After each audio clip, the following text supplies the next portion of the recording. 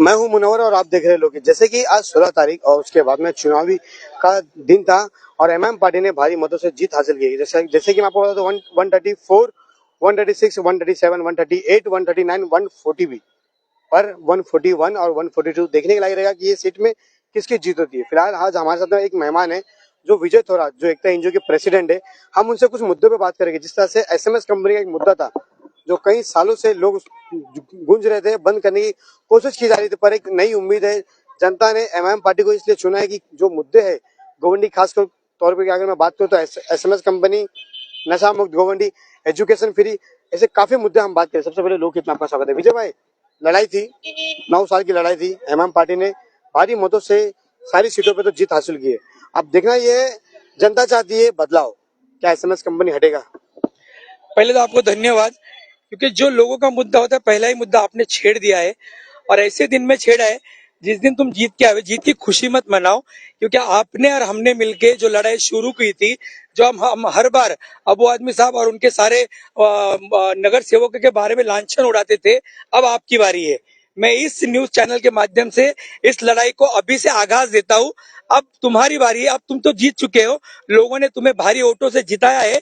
अब मैं चाहता हूँ कि एसएमएस लड़ाई जो हमने मिलके साथ में की थी, भले ही मैं नगर सेवक नहीं बना हूं क्योंकि मैं लड़ाई नहीं था, लेकिन अब मेरे सारे दोस्त जो एसएमएस कंपनी में लड़ाई में थे वो सारे नगर सेवक बने।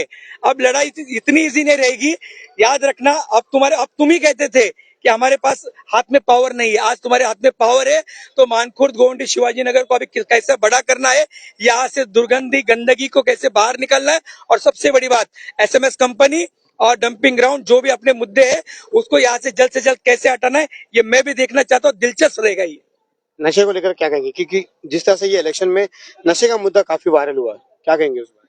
देखिए, नशा, ये जितने भी उम्मीदवार थे सभी ने नशे का नाम लिया है, एसएमएस का नाम लिया है और अच्छे से अच्छे इलेक्शन लड़े हैं। तो अब तो मैं बोल रहा हूँ ना, जिम्मेदारी तो इतनी बढ़ चुकी है ना। लेकिन हर बार इन्होंने यही कहा था ना, हमारे हाथ में कुछ नहीं। अब तो सब अपने हाथ में है, अब कोई रीजन नहीं देना। अगर इसके बाद अगर आपने भी यही बोल के दिखाया हम नशा कम नहीं कर सकते, हम ऐसे में कम नहीं हटा सकते, तो इसका मतलब ये सही रहेगा कि हम उनको कहते थे कि आप पैसा खा के आगे बढ़ रहे हो, तो हम आपको भी कहने के लिए कम नहीं करेंगे कि आप भी भ्रष्टाचार हो चुके, आप भी पैसा खा रहे हो।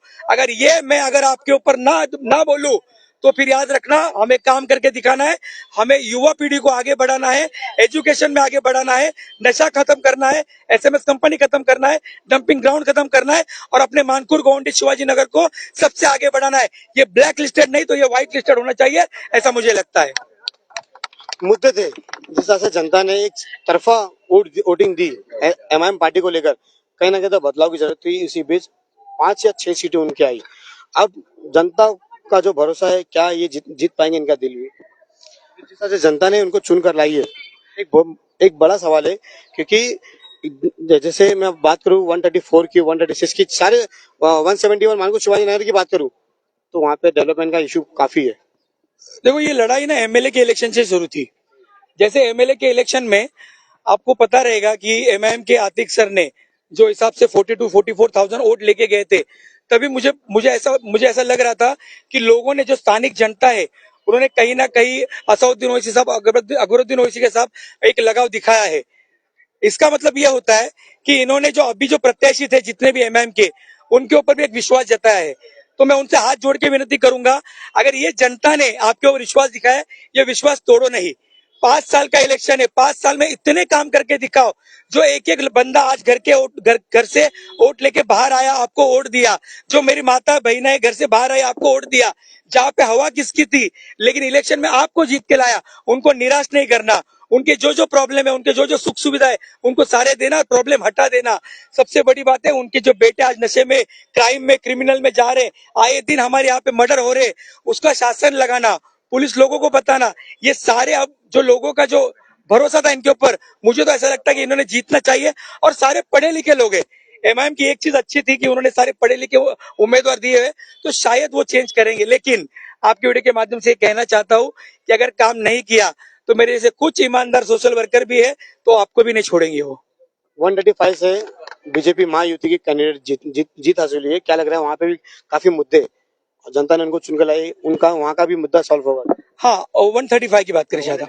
तो हमारे 135 नगर में भाजपा के उम्मीदवार नवनाथ वन जीत के आए। मैं उनको यहाँ से ढेर सारी शुभकामनाएं इसलिए दे रहा हूँ क्योंकि मुख्यमंत्री के वो बहुत निकट वर्गीय बताए जा रहे हैं। अगर मुख्यमंत्री के निकट वर्गीय बताए जा रहे तो हमारे यहाँ पे 6 नगर सेवक जो एमआईएम क्या है वो एक जगह, और एक नगर सेवक जो नवनाथ बने एक जगह, क्योंकि पूरी सत्ता पूरी सरकार इनके हाथ में है और ये तो सरकार में लेकिन 6 नगर सेवक है। तो मेरे ख्याल से सबसे ज्यादा जिम्मेदारी नवनाथ बन जी के यहाँ पे होगी। नवनाथ बन जी को भी मैं इस वीडियो के माध्यम से बोलना चाहता हूँ, आप आए हो लोगों का विश्वास जीतने के लिए, लोगों ने आपके ओर विश्वास जताया है। जो जो मुद्दे मैंने बताए फिर से एक बार बता देता हूँ। गुटखा सबसे बड़ा हब है। सबसे, हाँ, जिस एरिया में हम रहते हैं वहां पे सबसे ज्यादा गुटखा बेचा जा रहा है सर, वहां पे क्राइम हो रहा है, वहां पे नशा बेचा जा रहा है। हमारी वार्ड के आजू बाजू में एसएमएस कंपनी है।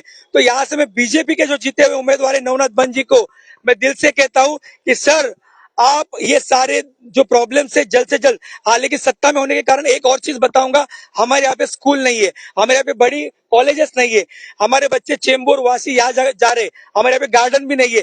तो वो सारी चीजें आप सरकार के माध्यम से यहाँ पे लाइए।